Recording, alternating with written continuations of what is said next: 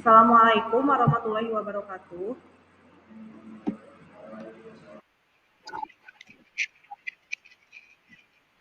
Terima kasih Ibu dan Bapak atas waktunya pada siang hari ini. Sebelumnya saya mohon maaf karena mengganggu waktu Ibu dan Bapak di siang hari ini. Pada hari ini saya mau memohon izin kepada Ibu dan Bapak untuk mensosialisasikan atau mendiseminasikan terkait materi budaya positif yang saya sedang pelajari pada kegiatan pendidikan guru penggerak angkatan 10 ini. Mohon izin share screen terlebih dahulu.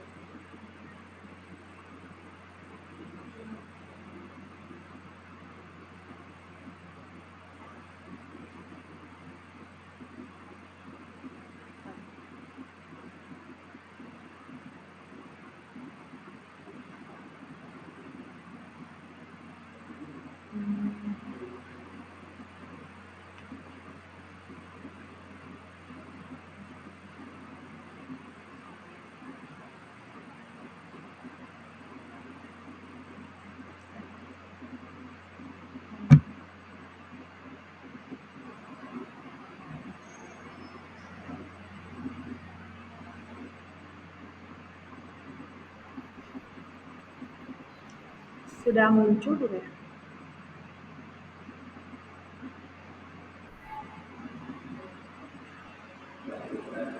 Sudah muncul ya Ibu dan Bapak?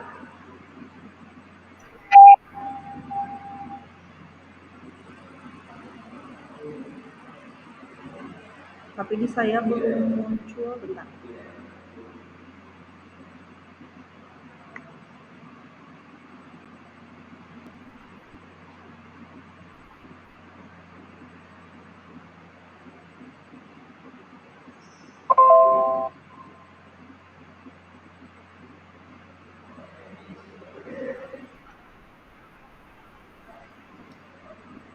Uh, Ibu dan Bapak, di sini materi yang akan saya sampaikan yaitu terkait modul 2.1 pembelajaran berdiferensiasi. Bentar.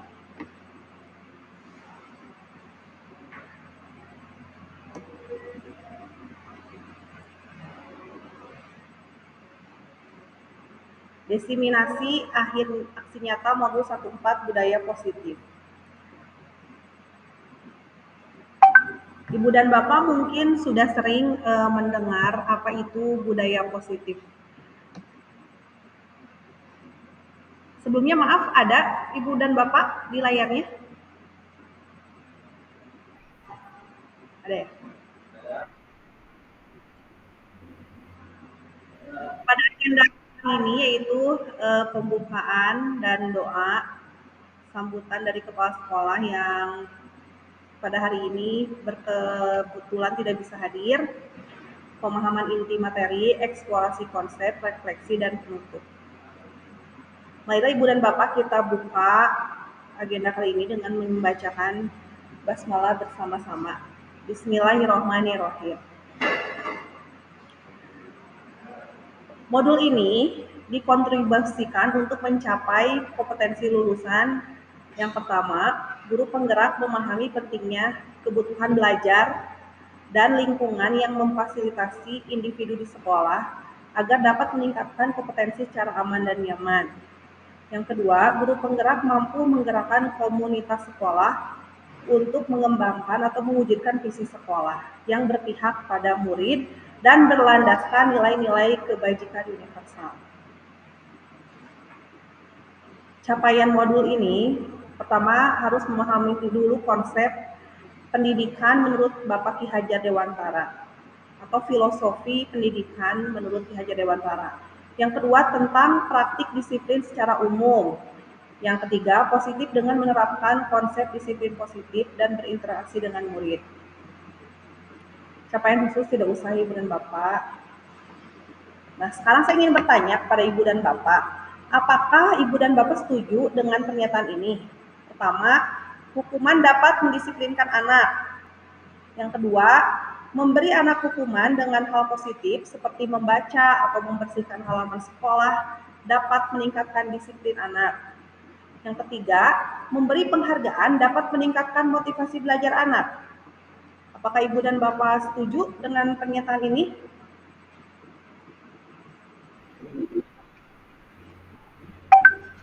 Baik, Pak Denny. Berarti Pak Denny tolong dibuka mic-nya. Apakah Pak Denny setuju dengan pernyataan bahwa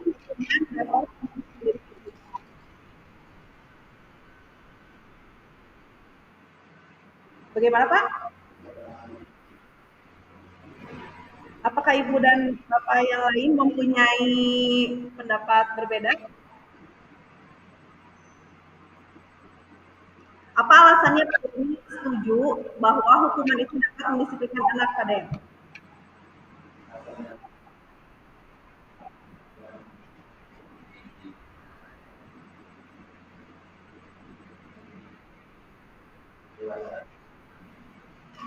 Jadi lebih bertanggung jawab seperti itu ya Pak Denny. Baik, terima kasih Pak Denny. Selanjutnya, apakah pemberian hukuman dengan hal positif seperti membaca atau membersihkan halaman dapat meningkatkan disiplin anak? Adakah yang setuju atau punya pendapat lain, Ibu dan Bapak? Kalau begitu, saya akan buatkan jamboard di sini. Jadi Ibu dan Bapak silakan ketik pendapat Ibu dan Bapak masing-masing pada jamboard yang akan saya tampilkan. Ibu dan Bapak boleh ya berpendapat atau raise hand apabila Ibu dan Bapak selama kegiatan ini ada yang ingin ditanyakan secara langsung. Jadi tidak usah menunggu saya memberikan waktu untuk bertanya. Jadi ketika saya sedang presentasi, Ibu dan Bapak boleh langsung bertanya ataupun mau menambahkan atau menyanggah itu boleh. Dipersilakan Ibu dan Bapak. Di sini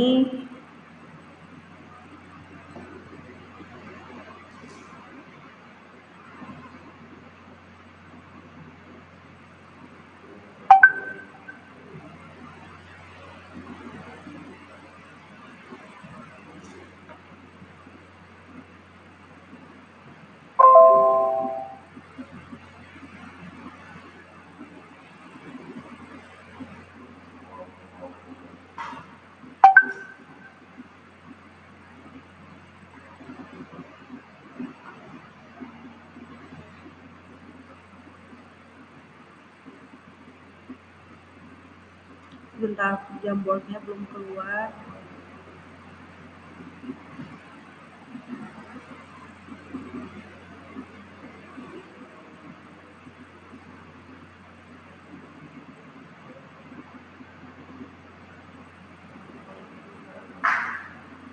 Saya akan memberikan pertanyaan pemantik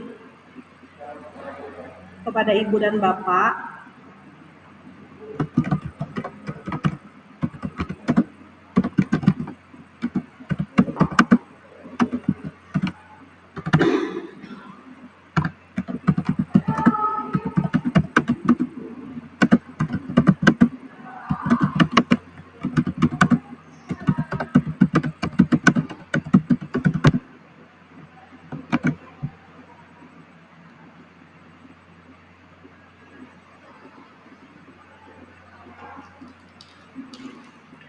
Silakan Ibu dan Bapak tuliskan pendapat Ibu dan Bapak pada jamboard berikut.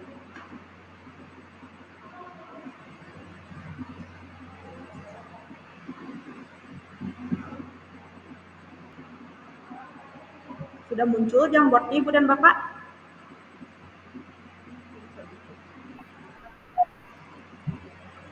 Sudah ya? Ibu dan Bapak tinggal klik sticky note yang ada di sebelah kiri, lalu ketikkan jawabannya. Tolong dituliskan nama Ibu dan Bapak, misalnya Jakiyah, lalu jawabannya diketik di bawah di sticky note tersebut.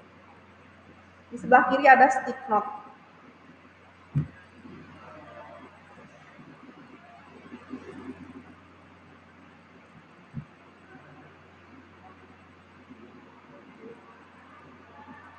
yang kotak, yang bentuknya kotak stick note.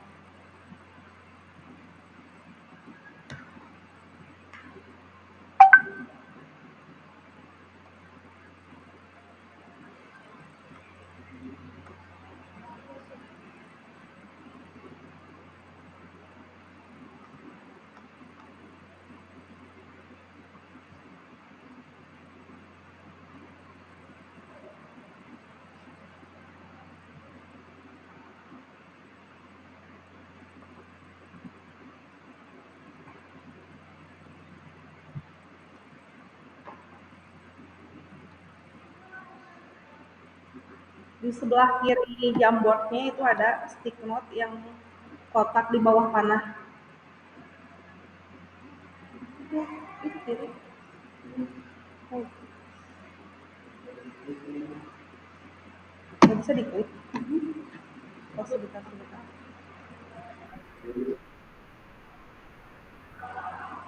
Tidak bisa diklik ya, sebentar ya. Oh, kayaknya harus bagi. Iya, sebentar, sebentar ya. Ini belum dibagikan.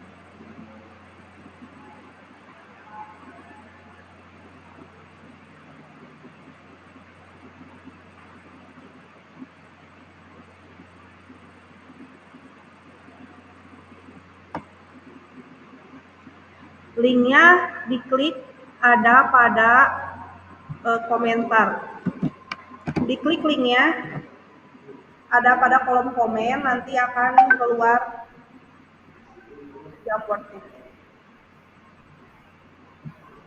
Di kolom komentar ada.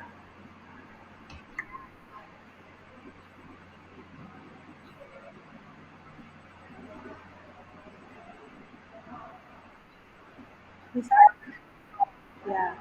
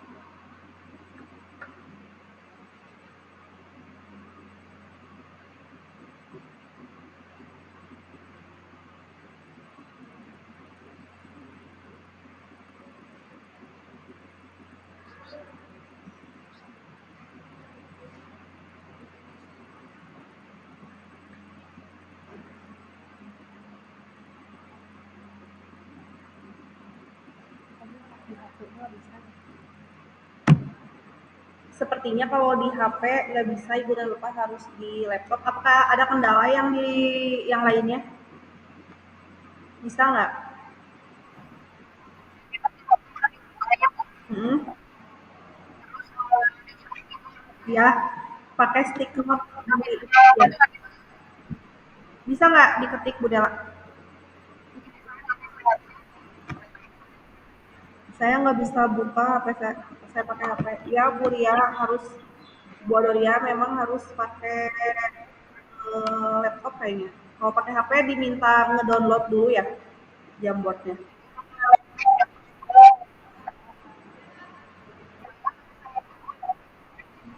Oh, tapi udah bisa kebuka linknya.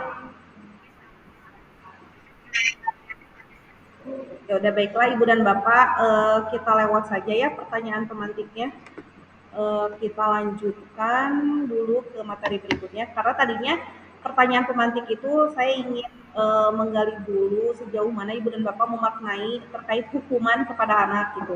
Karena selama ini kita kan sering memberikan hukuman walaupun hukuman itu tidak secara keras atau menyakiti fisik anak, tapi apakah dampak hukuman yang selama ini kita berikan kepada anak itu akan berdampak negatif pada anak. Nah, tadinya saya ingin menggali dulu sejauh mana kita memahami mengenai hukuman pada anak. Tapi tadi alhamdulillah Pak Denny sudah mewakili teman-teman yang lain terkait hukuman. Jadi kita lanjut ke materi ya, Ibu dan Bapak.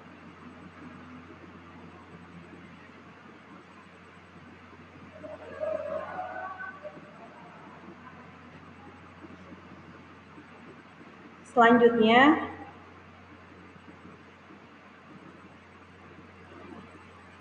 materi ini adalah disiplin positif, teori motivasi, hukuman dan penghargaan, juga restitusi, keyakinan kelas, dan lain-lain. Perubahan paradigma yang tidak usah, kita lewat-lewat saja yang tidak pentingnya Ibu dan Bapak. Karena kita dibatasi waktu 1 jam. Nah, Ibu dan Bapak di sini ada diagram atau flowchart mengenai disiplin positif atau teori kontrol dari Dr. William Glasser. Di sini ada beberapa bagan. Yang pertama itu Anda tidak bisa mengontrol orang lain, hanya Anda yang bisa mengontrol diri sendiri. Jadi menurut Bapak William Glasser, kita itu tidak bisa mengontrol orang lain apabila dari pribadi dianya itu tidak ada keinginan untuk berubah gitu Ibu dan Bapak. Nah, dari teori William Glasser ini ada makna disiplin positifnya. Makna disiplin positifnya itu apa? Belajar kontrol diri dengan menggali potensi kita agar tercapai tujuan mulia. Jadi kita itu harus belajar mengontrol diri kita. Untuk belajar mengontrol diri kita itu memerlukan beberapa teori-teori. Yang pertama itu adalah teori motivasi. Yang kedua adalah 5 posisi kontrol. Yang ketiga adalah 5 kebutuhan dasar manusia. Nah, yang teori ini adalah teori-teori yang akan kita bahas sekarang. Tentunya kita sebagai seorang guru. Posisi kita itu harus seperti apa? Kita harus paham dulu kebutuhan setiap orang itu apa, lalu kita bisa mencari jalan yang tepat untuk menyelesaikan permasalahan-permasalahan bersama siswa kita. Selanjutnya, kita harus tahu dulu ada nilai-nilai kebajikan universal. Nilai-nilai kebajikan ini adalah sifat-sifat positif yang ada pada manusia. Nah, kita harus tahu ada sifat positif apa yang ada pada manusia. Karena menurut Dr. William Glasser, setiap perilaku atau perbuatan memiliki tujuan. Jadi orang itu berbuat sesuatu itu karena ada tujuan. Dengan mengaitkan nilai-nilai kebajikan ini, seseorang maka akan terbangun menggerakkan motivasi dari dalam dirinya untuk dapat mencapai tujuan tersebut. Apa saja kebajikan-kebajikan universal yang ada pada manusia? Ini tentunya akan mengacu kepada nilai profil pelajar Pancasila, yaitu beriman bertakwa kepada Tuhan Yang Maha Esa, mandiri, bernalar kritis, berkebinekaan global, bergotong royong, dan kreatif. Nah, jadi profil pelajar Pancasila itu kenapa muncul ke 6 dimensi ini? Karena awalnya itu dari teori-teori mengambil dari teori-teori para pakar yang sebelumnya itu sudah ada. Ini dari tahun 84, dari tahun 98, lalu diambillah oleh Bapak Menteri dan timnya itu nilai profil pelajar Pancasila. Seperti itu Ibu dan Bapak. Selanjutnya, teori motivasi manusia. Yang pertama itu untuk menghindari ketidaknyamanan, hukuman apa yang akan terjadi apabila saya tidak melakukannya. Nah, ini seseorang itu akan merasa tidak nyaman apabila dia tidak melakukan sesuatu hal yang menyebabkan, pasti kan yang namanya hukuman itu pasti ada sebab akibat. Nah, ini orang itu disebutnya adalah motivasi eksternal, jadi motivasi dari diri luarnya itu seperti ini. Yang kedua, untuk mendapatkan imbalan dari orang lain atau institusi apa yang akan saya dapatkan apabila saya melakukannya. Jadi orang itu bisa ada motivasi eksternal juga karena ada motivasi atau karena ingin mendapatkan hal yang lain atau berbentuk imbalan. Yang ketiga adalah motivasi internal. Nah, ini motivasi internal itu yang disebut dengan tujuan disiplin positif untuk menghargai dirinya sendiri. Jadi ada beberapa motivasi yang menyebabkan orang itu melakukan beberapa hal karena ada motivasi eksternal dan ada karena motivasi internal. Karena yang paling penting adalah motivasi internal atau motivasi dari dalam dirinya sendiri. Apa makna merdeka menurut Bapak Ki Hajar Dewantara?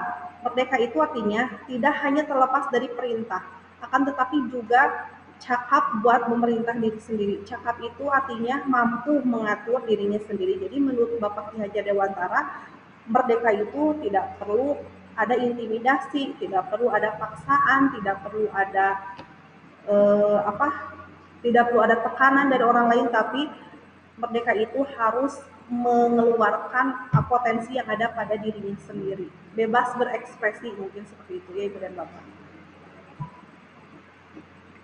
Lalu apa itu restitusi? Nah, ini restitusi adalah proses menciptakan kondisi bagi murid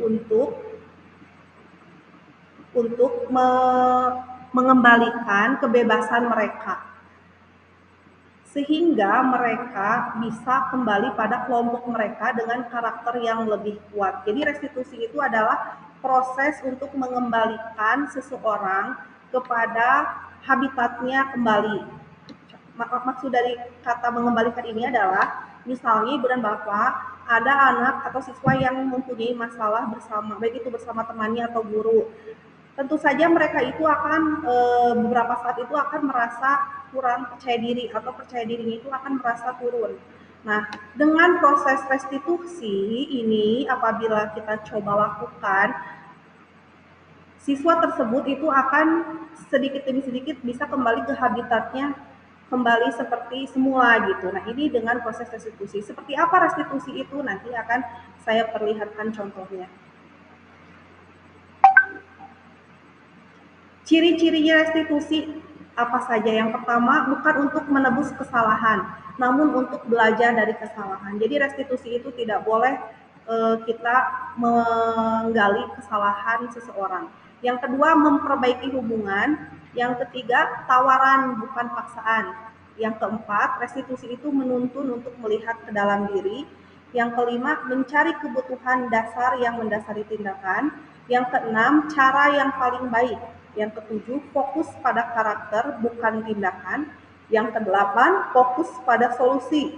Yang kesembilan, mengembalikan murid yang berbuat salah pada kelompoknya. Jadi kalau restitusi itu mirip seperti coaching ya Ibu dan Bapak. Jadi kayak kucing, jadi kita itu tidak boleh memberikan solusi mana, dan tidak boleh kita itu mempertemukan antara satu pihak dengan pihak yang lainnya. Nah, sebelum selanjutnya ke keyakinan kelas, saya akan perlihatkan contoh restitusi, kegiatan restitusi itu seperti apa.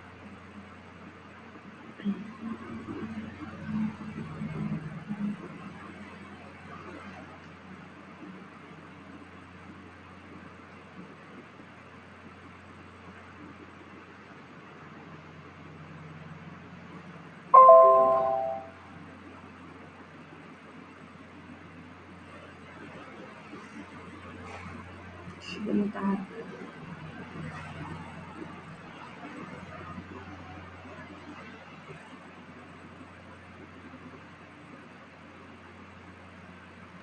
Kalau video di share screen kan bisa nggak sih? Bisa. Oh ini ada.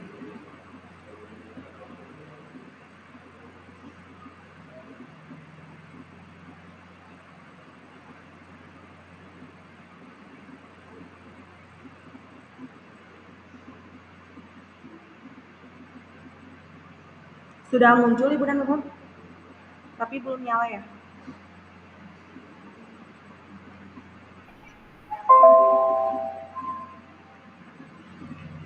Di sini saya akan memberikan contoh bagaimana penanganan atau teknik restitusi kepada siswa. Selamat siang. Selamat siang. Ada suaranya nggak? Apakah hari ini Pak kami sedang baik-baik saja? Baik Bu. Soalnya kamu terlihat tampak lemas dan lesu gitu, tidak seceria biasanya, Meng.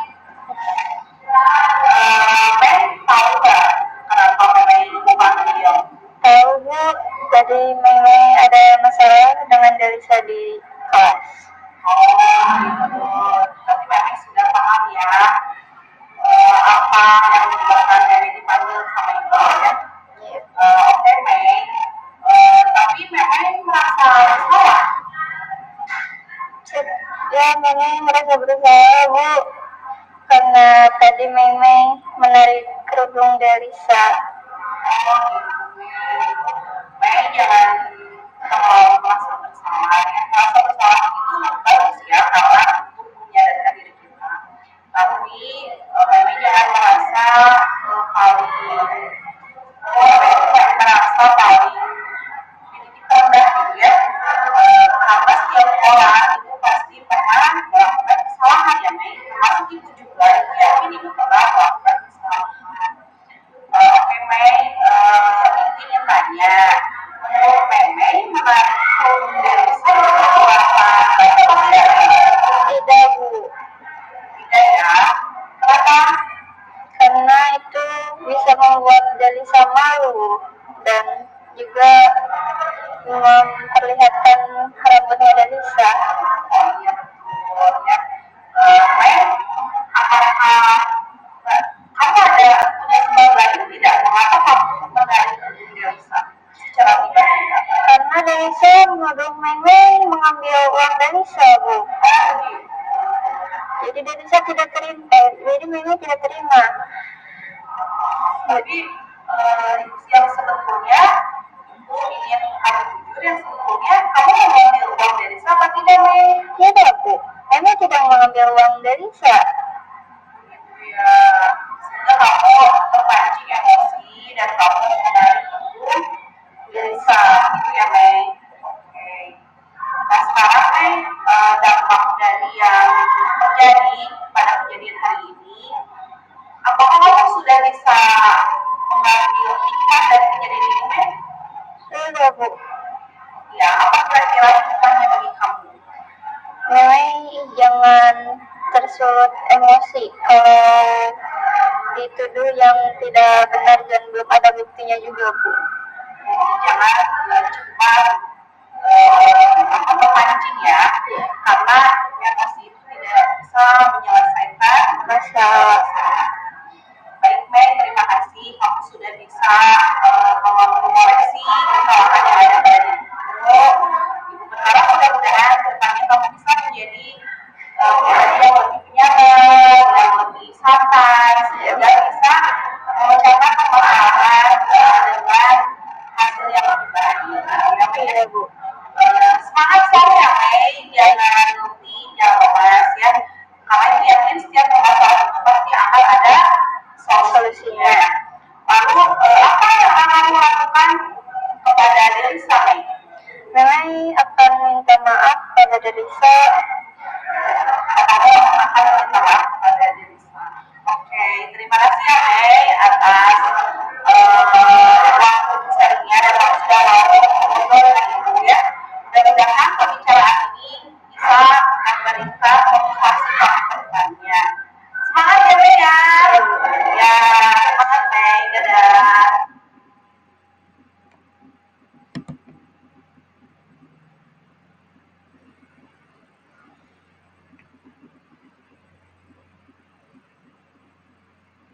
Ya, baik Ibu dan Bapak, mungkin barusan sudah terlihat ya, terlihat contoh bagaimana itu kita menerapkan segitiga restitusi kepada murid kita. Jadi segitiga restitusi itu adalah salah satu solusi untuk mengembalikan putra-putri kita kepada kelompoknya kembali gitu, supaya mereka itu yang mau dia itu salah, mau dia itu tidak, yang penting mereka itu harus mendapatkan hak mereka kembali untuk bersama teman-temannya. Yang kedua itu keyakinan kelas. Mengapa tidak peraturan saja? Mengapa harus keyakinan Ibu dan Bapak? Mengapa kita memiliki peraturan harus menggunakan helm saat berkendara roda 2? Mengapa kita memiliki peraturan 3M, menggunakan masker, mencuci tangan, menjaga jarak? Mengapa kita memiliki peraturan harus datang tepat waktu pada saat mengikuti pelatihan? Nah, itu untuk mendukung motivasi intrinsik kembali ke nilai-nilai keyakinan. Selanjutnya, peraturan kelas itu biasanya kita menyebutnya peraturan kelas, tapi karena peraturan kelas itu lebih bersifat memaksa Ibu dan Bapak. Kalau peraturan itu tidak disepakati oleh kedua belah pihak, jadi peraturan itu mulai dari sekarang kita rubah menjadi keyakinan kelas, sehingga kalau keyakinan kelas itu ada kesepakatan dari kedua belah pihak, baik kita sebagai guru ataupun siswa sebagai muridnya. Setelah disepakati, baru itu keyakinan kelasnya sudah disepakati, baru itu akan muncul lingkungan positif di dalam lingkungan sekolah. Apabila lingkungan sekolahnya sudah positif, sudah terbentuk lingkungan sekolah yang positif, maka lingkungan tersebut akan membudayakan budaya positif. Jadi ada tahapan-tahapannya Ibu dan Bapak apabila kita ingin membangun budaya positif di sekolah kita. Nah, di sini ada pertanyaan. Datang tepat waktu, mengucapkan salam, menjaga kebersihan sekolah, berdoa sebelum dan sesudah kegiatan, aktif dalam pembelajaran, tertib. Nah, ini merupakan salah satu contoh kesepakatan kelas, karena ingat Ibu dan Bapak, apabila membuat kesepakatan kelas itu tidak boleh menggunakan kata negatif. Misalnya, datang tepat waktu.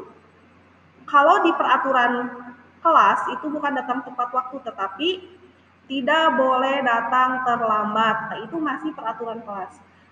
Tapi apabila sudah menjadi kesepakatan kelas atau keyakinan kelas, kalimat negatif itu kita harus rubah menjadi kalimat positif, menjadi datang tepat waktu.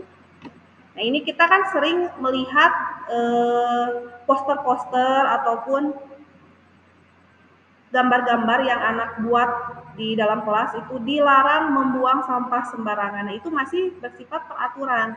Tapi apabila sudah menjadi keyakinan atau kesepakatan, itu kalimatnya harus dirubah menjadi kalimat positif. Yaitu contohnya menjaga kebersihan sekolah. Seperti itu ya Ibu dan Bapak. Jadi kesepakatan kelas atau keyakinan kelas itu tidak boleh menggunakan kalimat negatif.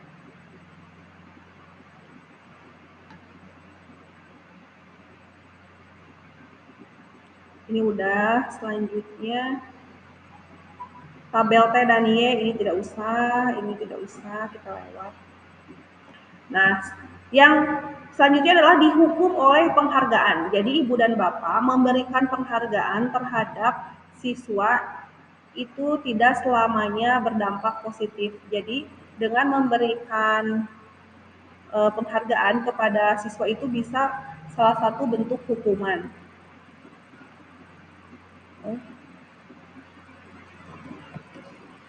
Ibu dan Bapak sudah muncul share screen materinya belum?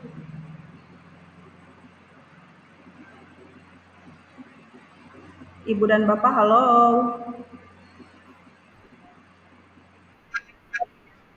Ada tidak materinya?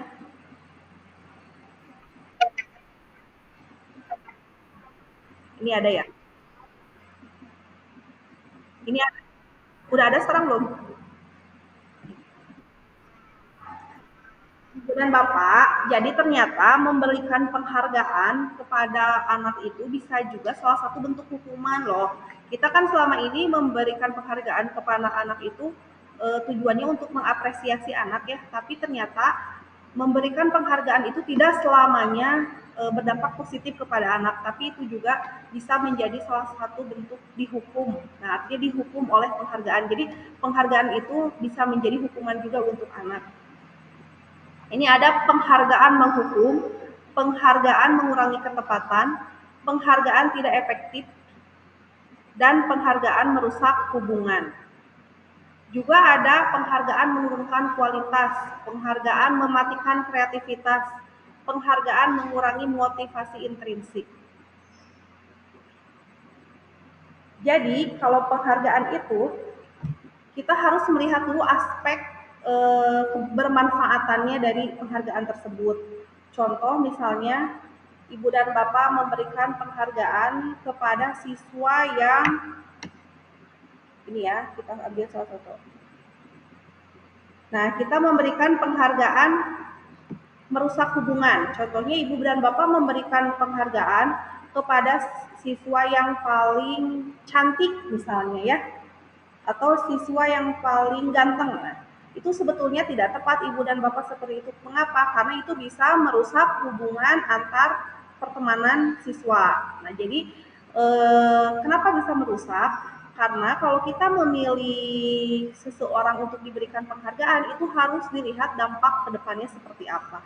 Jadi tidak semua penghargaan itu berdampak positif. Jadi kita apabila mau memberikan penghargaan, itu harus betul-betul dipertimbangkan terlebih dahulu dan didiskusikan bersama stakeholder yang ada di sekolah.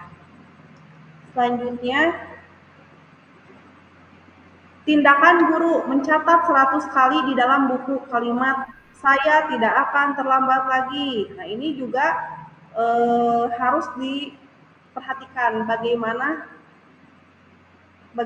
kebermanfaatannya. Lari mengelilingi lapangan basket 2 kali karena terlambat hadir. Hal-hal seperti ini ibu dan bapak harus diperhatikan kebermanfaatannya. Nah, mencatat 100 kali itu adalah tindakan hukuman. Kenapa hukuman? Karena yang dilakukan oleh anak itu apa kesalahannya? Apakah anak itu tidak mencatat, atau anak itu tidak belajar, atau apa dulu kesalahannya? Jangan sampai anak gara-gara anak keluar dari kelas, hukumannya mencatat 100 kali. Nah, jadi ini tidak ada hubungannya gitu. Nah, makanya mencatat 100 kali itu disebutnya adalah hukuman. Lari mengelilingi lapangan basket, ini juga maksudnya adalah hukuman. Murid diminta untuk push up 15 kali, ini juga hukuman. Menggantikan kertas tugas teman yang telah dicoret-coret. Nah, kalau ini bukan hukuman, konsekuensi, karena dia konsekuensi dari kesalahan yang telah dia lakukan. Misalnya dia mencoret buku temannya, berarti konsekuensinya dia harus mengganti buku temannya menjadi yang baru. Membersihkan tumpahan air di meja tulis karena tersenggol pada saat belajar. Ini juga konsekuensi, bukan hukuman, karena apa yang sudah dia lakukan. Jadi dia harus mengembalikan kepada posisi semula kembali. Murid disuruh untuk tidak mengenakan sepatu seharian di sekolah karena tidak menggunakan sepatu hitam. Nah, kalau ini bukan konsekuensi, tapi ini hukuman karena tidak sesuai. Anak tidak pakai sepatu berwarna hitam, tapi konsekuensinya malah disuruh tidak boleh pakai sepatu gitu. Nah, ini tidak berhubungan. Tapi kalau ibu dan bapak guru olahraga menyuruh lari anak pada lapangan basket 2 kali, itu adalah konsekuensi karena itu di bidang mata pelajarannya. Jadi seperti itu ya ibu dan bapak. Jadi kita harus menghindari hukuman, tapi kita harus mulai membuat anak itu konsekuensi, memberikan konsekuensi pada anak, bukan hukuman. Jadi misalnya anak tidak mau belajar pelajaran bahasa Indonesia, disuruh membersihkan toilet, nah itu tidak nyambung, itu adalah hukuman. Jadi harus yang sesuai dengan apa yang sudah dia lakukan. Nah, ini perbedaannya hukuman dan konsekuensi itu apa. Jadi lebih banyak positif menggunakan konsekuensi ya ibu dan bapak dampak ke anaknya daripada hukuman.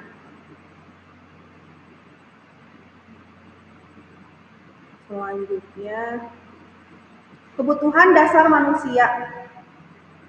Jadi setiap manusia itu mempunyai kebutuhan pada dirinya masing-masing. Tentunya semua kebutuhan ini tidak akan ada pada setiap manusia.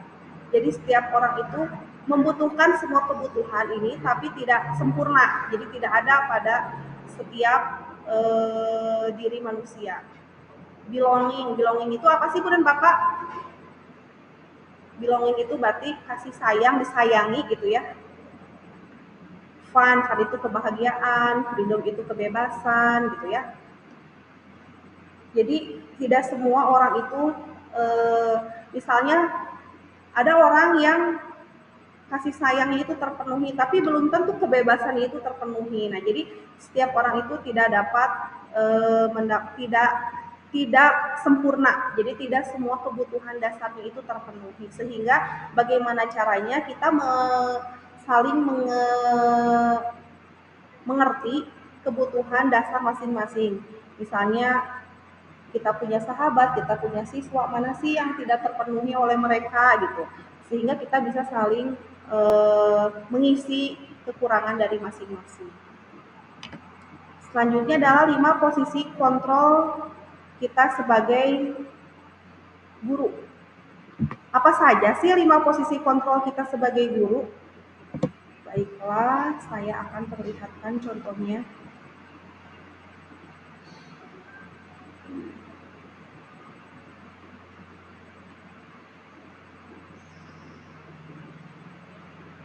Lima posisi kontrol guru itu ada guru sebagai penghukum, ada guru sebagai pembuat orang merasa bersalah, ada guru yang bisa menjadi teman bagi muridnya, ada juga guru yang bisa hanya menjadi pemantau bagi muridnya, ada juga guru yang sudah menjadi manajer bagi muridnya. Dari kelima posisi kontrol ini tentunya ada dampak-dampak kepada murid kita sendiri. Mari kita lihat contoh video supaya ibu dan bapak bisa lebih paham selama ini posisi ibu dan bapak itu ada pada posisi kontrol yang mana sih gitu ya, sehingga untuk kedepannya ibu dan bapak akan tahu posisi kontrol mana yang baik ibu bapak lakukan kepada putra putri kita.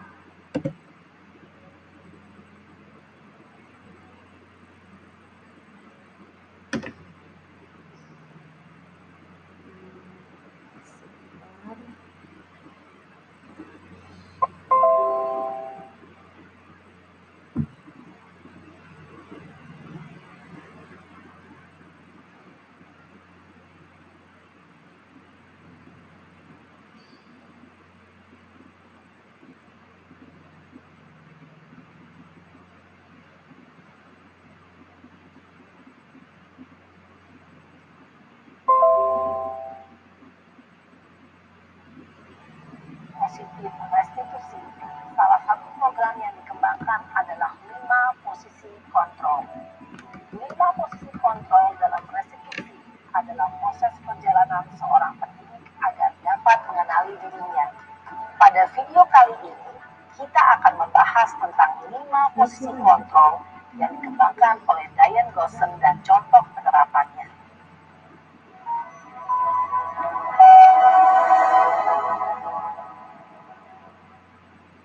5 posisi kontrol itu adalah 1.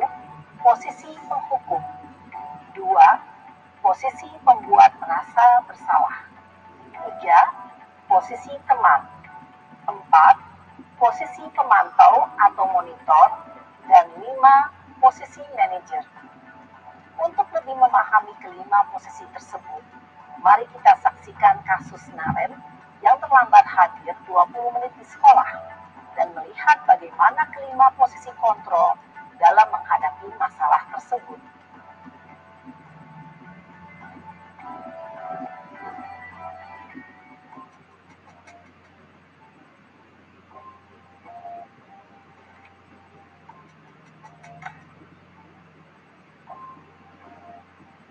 Naren!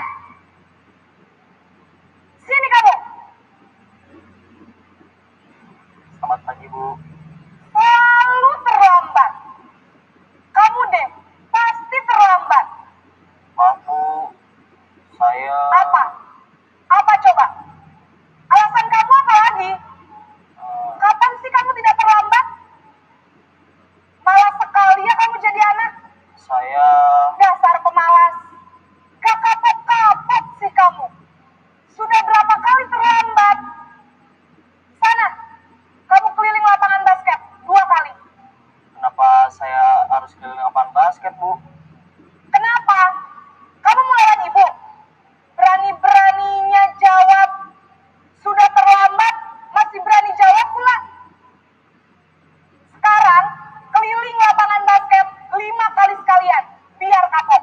Cepat. Pergi sana ke lapangan basket.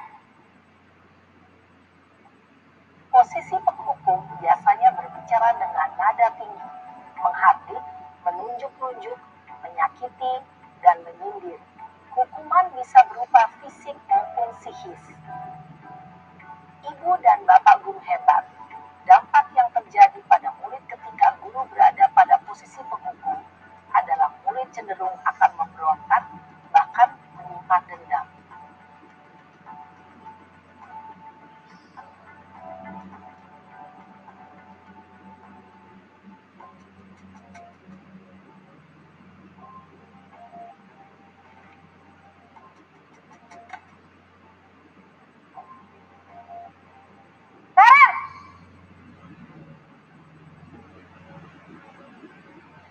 Selamat pagi, Bu. Naren, kamu kenapa terlambat lagi, nak? Ya Tuhan, Naren. Kamu senang ya bikin ibu susah ya? Kalau kamu terlambat lagi, nanti ibu yang ditegur bapak kepala sekolah, nak. Disangka ibu tidak bisa membina kamu. Duh, gimana ini? Maaf, Bu. Duh, Gusti Naren. Kamu suka ya kalau ibu ditegur bapak kepala sekolah? Terus, sekarang ibu harus tulis apa ini di buku absen? Ini kamu sudah sering terlambat loh. Ibu harus apa coba? Maaf, Bu. Maaf sekali. Ya sudah, lain kali jangan bikin ibu susah lagi anak ya. Ibu tidak akan kuat lagi kalau kamu begini terus. Bisa jantungan kalau ibu ditegur bapak kepala sekolah. Sana cepat ke kelas. Maaf ya, Bu. Maaf sekali. Posisi pembuat rasa bersalah berbicara dengan nada tenang, cenderung lembut. Namun kata-kata yang diutarakan membuat murid merasa menjadi orang yang gagal. Memandang buruk dirinya sendiri, merasa tidak berharga, dan tidak sanggup membahagiakan orang lain. Ketika guru mengambil posisi pembuat rasa bersalah, murid akan menganggap dirinya yang bersalah dan ia akan menyimpan emosi negatif tersebut di dalam dirinya.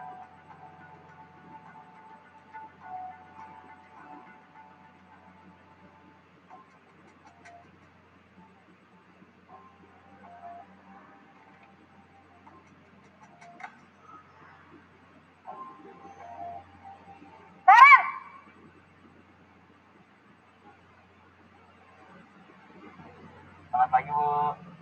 Wah, sudah jam berapa ini, nak? Terlambat lagi ya, sayang. Iya, Bu. Habis ibu saya lupa bangunkan saya, Bu. Kamu malah menyalahkan ibu kamu. Kamu bukannya anak yang larinya paling kencang. Kok terlambat sih? Iya, Bu. Saya memang terlambat bangun tadi. Jadi, biarpun saya lari kencang, tetap gak kekejar, Bu. Udah sana, nanti lain kali larinya lebih kenceng lagi ya. Biar gak terlambat lagi. Bikin senang ibu. Demi ibu. Bisa kan? Bisa lah, Bu. Ya sudah, sana masuk kelas. Ibu beresin urusan absen kamu. Kamu ini ada-ada saja. Dalam posisi teman, guru berbicara dengan nada suara ramah, akrab, cenderung bersenda gurau untuk menjaga suasana tetap santai. Murid akan merasa senang, aman, dan akrab dengan guru. Identitas yang tercipta adalah identitas sukses atau berhasil. Namun, perlu diingat, karena ini masih dorongan eksternal, maka ada faktor ketergantungan dari murid kepada orang tertentu. Di sini, guru absennya, sehingga di lain waktu, murid bisa berperilaku baik, namun hanya kepada orang-orang tertentu saja.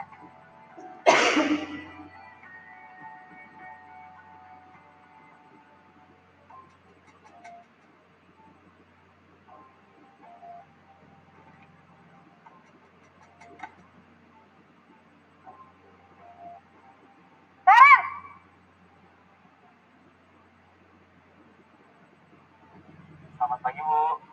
Naren, apa peraturan sekolah kita tentang jam berapa kita harus masuk sekolah, Nak? Kita harus di sekolah jam 7, Bu. Sekarang sudah jam 7.20. Naren sudah tahu konsekuensinya jika terlambat hadir. Paham, Bu. Saya harus tinggal kelas pas jam istirahat selama 20 menit. Ya benar, konsekuensinya demikian. Jadi nanti jam 9.30 pas istirahat, kamu harus tinggal di kelas, kerjakan tugas tambahan untuk ketertinggalan kamu, ya. Baik, Bu. Posisi pemantau mengandalkan penghitungan atau data untuk mengontrol murid. Guru mengarahkan murid berdasarkan peraturan dan konsekuensi. Seorang pemantau menunjukkan bahasa tubuh dan ekspresi wajah yang datar dan cenderung formal.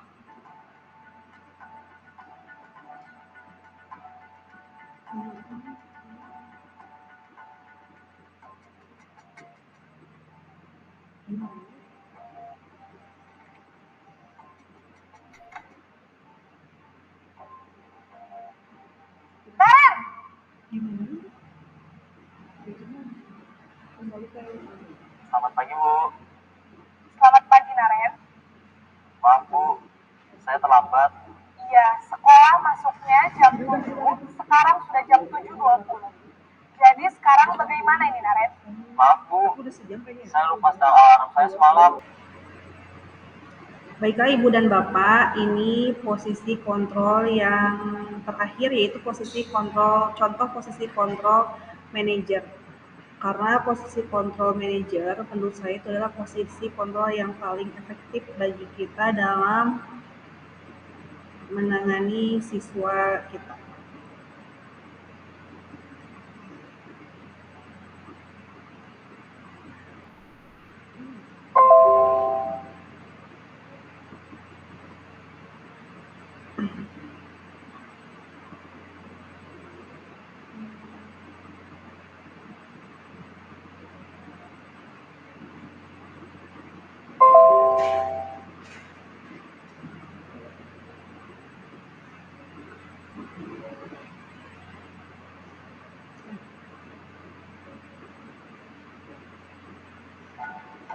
Ada masuk.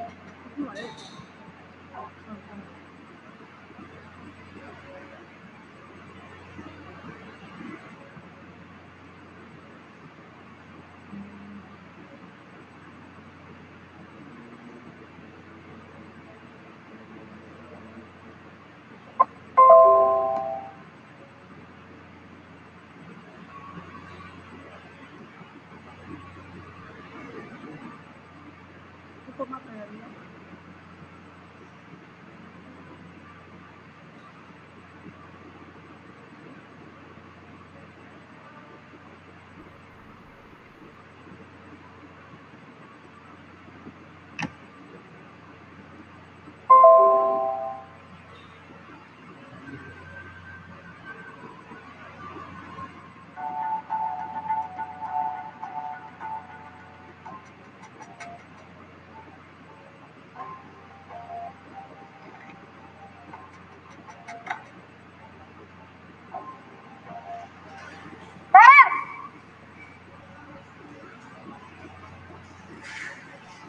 Selamat pagi, Bu.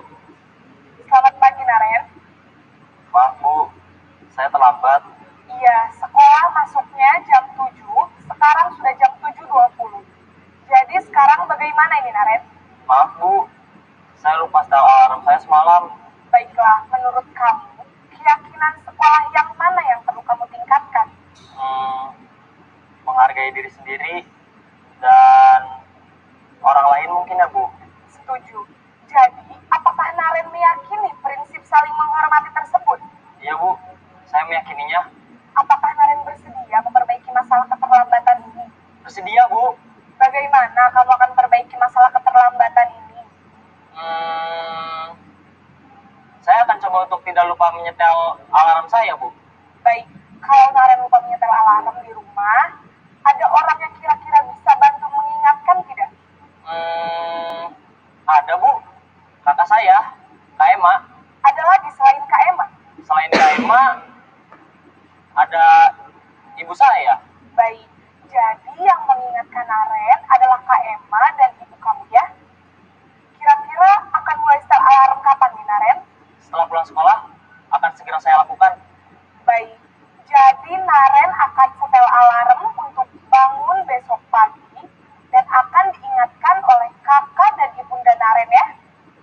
Ada lagi yang mungkin perlu dilakukan Naren agar tidak terlambat bangun lagi? Tidak ada, Bu. Baik Naren, terima kasih untuk kerjasama kamu. Sekarang kamu perlu kembali ke kelas untuk belajar. Baik, Bu. Terima kasih. Posisi manajer adalah posisi kontrol yang disarankan untuk membimbing murid memiliki sikap disiplin yang positif, yaitu murid yang mandiri, bertanggung jawab, dan dapat memecahkan masalah. Tujuan dari posisi ini adalah agar murid dapat berefleksi atas tindakannya. Guru akan dengan tulus memberikan pertanyaan-pertanyaan bermakna, sehingga membuat murid dapat belajar dari kesalahannya dan mencari sebuah solusi untuk menyelesaikannya. Ibu dan Bapak guru hebat, setelah mengamati adegan kelima posisi kontrol tadi, kira-kira posisi mana yang paling ideal? Posisi mana yang dapat menunjang motivasi intrinsik murid? Ya, tentu posisi manajer. Posisi ini memang posisi ideal yang ingin dituju setiap pendidik. Pada posisi inilah, guru dapat menerapkan disiplin positif yang memihak pada murid, yang memerdekakan murid. Perjalanan seorang pendidik tentunya tidak mudah untuk sampai pada posisi seorang manajer. Namun, tujuan kita pasti, yaitu menciptakan murid-murid yang mandiri, merdeka, dan bertanggung jawab. Semoga penggambaran 5 posisi kontrol yang telah diperlihatkan ini dapat menjadi ajang refleksi bagi kita semua, agar dapat terus mengasah dan menerapkan disiplin positif yang memerdekakan murid. Mari terus berlatih dan bersemangat. Selamat menerapkan. Salam dan bahagia Ibu dan Bapak guru hebat. Baiklah Ibu dan Bapak, sudah dilihat ya tayangannya.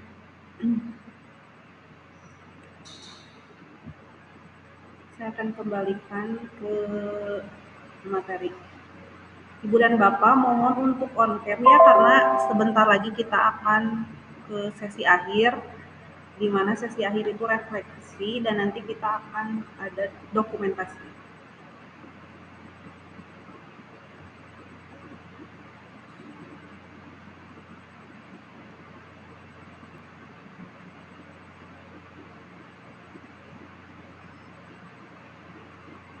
Tadi 5 posisi kontrol itu sudah ada pada Ibu dan Bapak ya.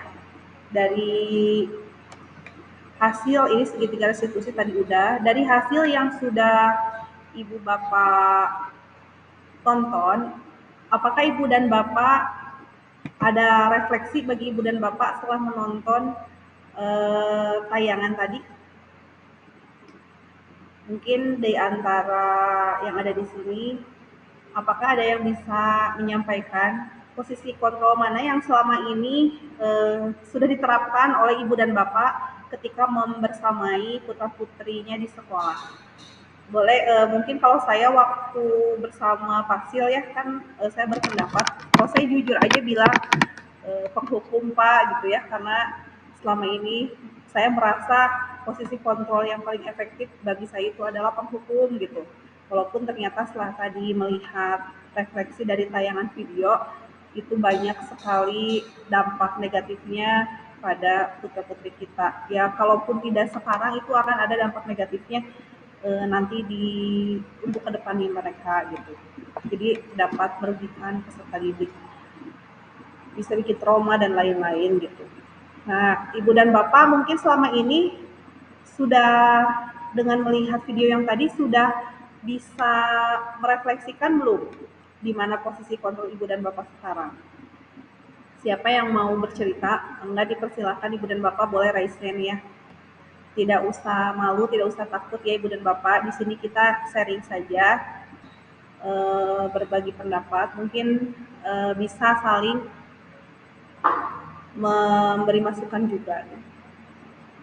Karena di sini tidak boleh menyalahkan ya Ibu dan Bapak. Setiap orang yang berpendapat itu tidak ada yang salah. semuanya benar gitu. Jadi boleh berpendapat Ibu dan Bapak bebas. Mungkin dari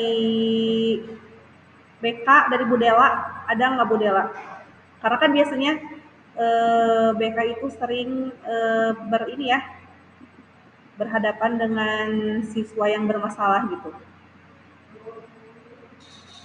Atau dari Ibu dan Bapak yang lain yang mau bercerita sejauh mana pengalamannya dalam menerapkan posisi kontrol terhadap putra-putrinya.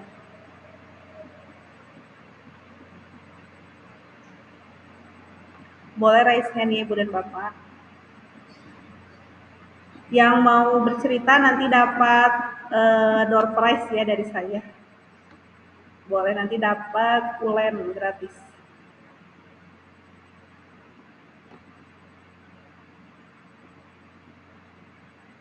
Ayo Ibu dan Bapak, cepet raise hand, siapa aja, satu orang aja please.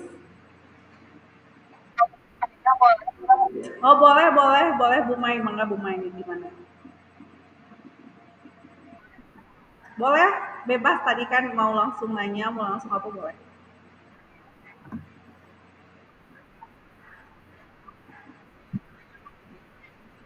Waalaikumsalam warahmatullahi wabarakatuh.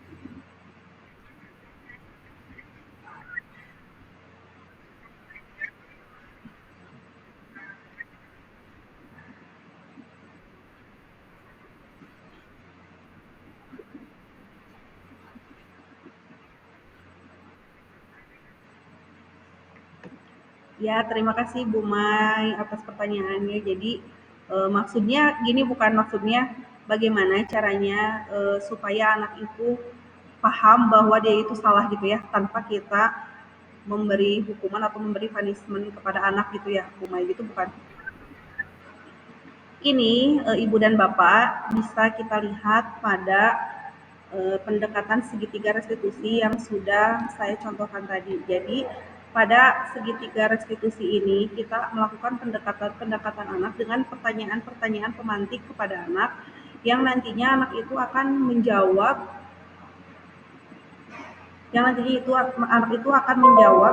dan dia akan menyelesaikan permasalahannya dengan solusi dari dia gitu. Pertama, segitiga restitusi itu kan tahapannya ada menstabilkan identitas. Aduh, ini kayaknya kurang ini. Menstabilkan identitas.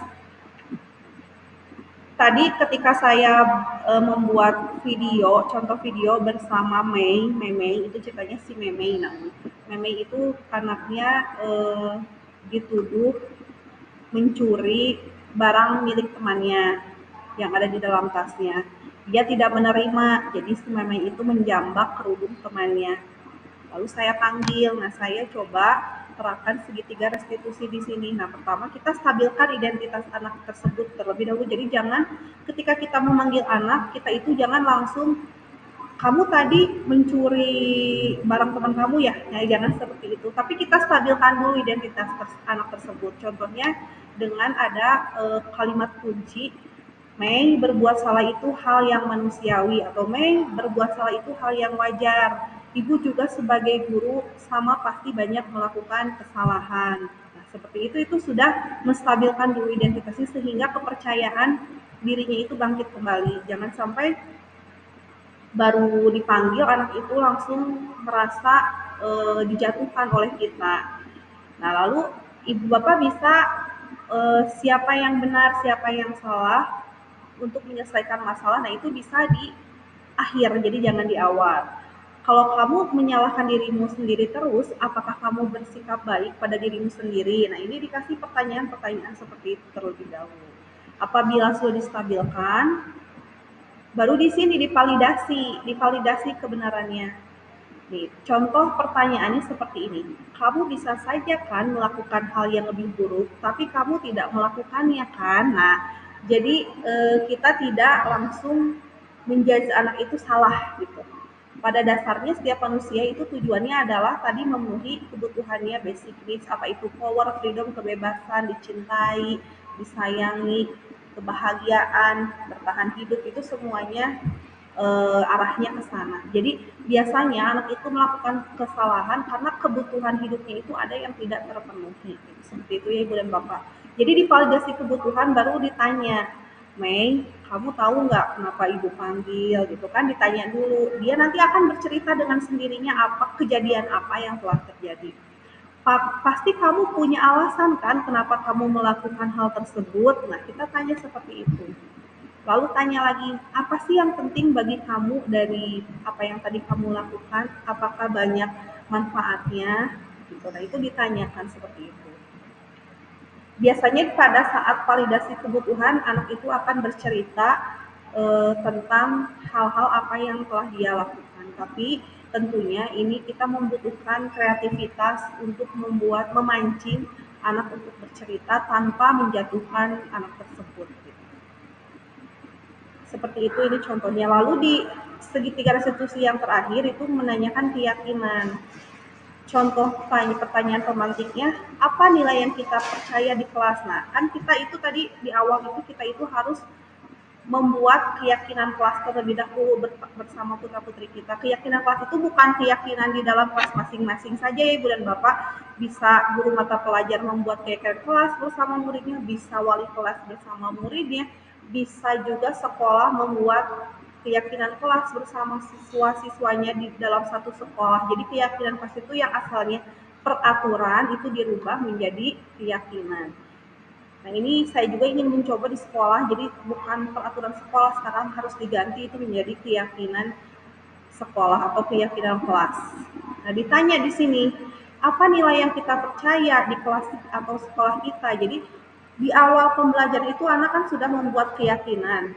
Kita tanya, apakah kamu mempercayai keyakinan yang telah kamu buat? Karena keyakinan kelas itu bukan muncul hanya dari kita sebagai guru, ibu dan bapak. Jadi keyakinan kelas itu siswa juga boleh berpendapat peraturan apa yang mereka inginkan yang nantinya akan dirubah menjadi keyakinan kelas atau sekolah. Sehingga ketika anak tersebut melanggar, kita kembalikan kepada mereka.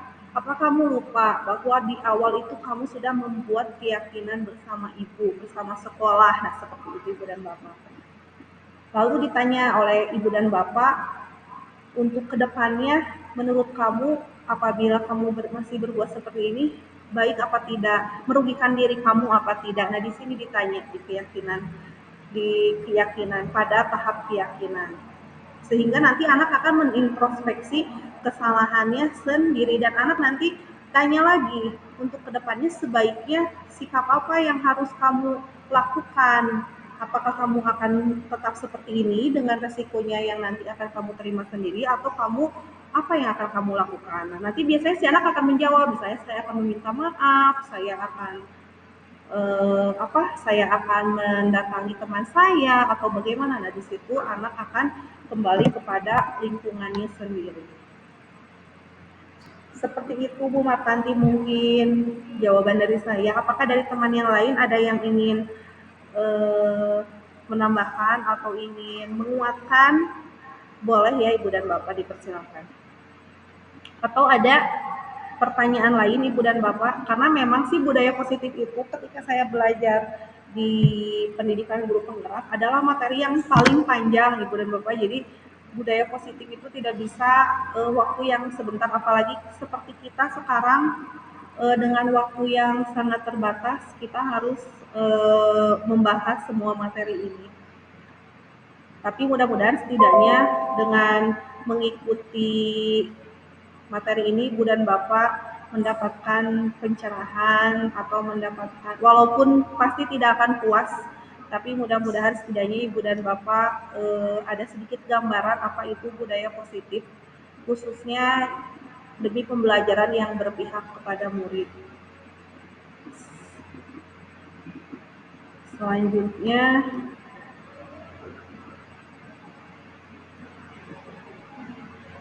mungkin karena waktu sudah habis, jadi kita masuk ke waktu refleksi Ibu dan Bapak.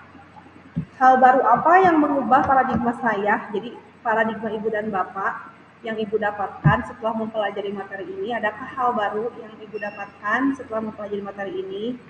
Yang kedua, perasaan apa yang muncul selama mengikuti sesi ini bersama saya, ibu dan bapak? Apakah ada makna disiplin dan motivasi intrinsik bagi ibu dan bapak? Yang ketiga, peran Among seperti apakah yang ibu bapak telah lakukan selama mengikuti modul ini? Yang keempat, ibu dan bapak akan menjadi Among yang seperti apa? Among itu pendamping ya, atau ya kita kan sebagai guru, Among yang murid. Ibu dan Bapak akan menjadi Among yang seperti apakah setelah mengikuti modul ini? Nah, Ibu dan Bapak boleh nanti ini dituliskan saja pada Jamboard masing-masing yang tadi linknya sudah saya berikan. Namun sebelumnya karena waktu juga sudah habis, saya ingin mengucapkan terima kasih yang sebesar-besarnya kepada Ibu dan Bapak, hatur nuhun atas waktunya mau mendengarkan pemaparan dari saya. Mudah-mudahan ada dampak positif bagi Ibu dan Bapak, ada inspirasi bagi Ibu dan Bapak untuk menjadi guru yang dicintai oleh muridnya. Terima kasih Ibu dan Bapak, salam bahagia, sehat selalu, semangat, tetap semangat. Ibu Bapak hebat, luar biasa. Mudah-mudahan bisa bertemu di lain kesempatan lagi. Terima kasih. Wabillahi taufiq wal hidayah. Wassalamualaikum warahmatullahi wabarakatuh.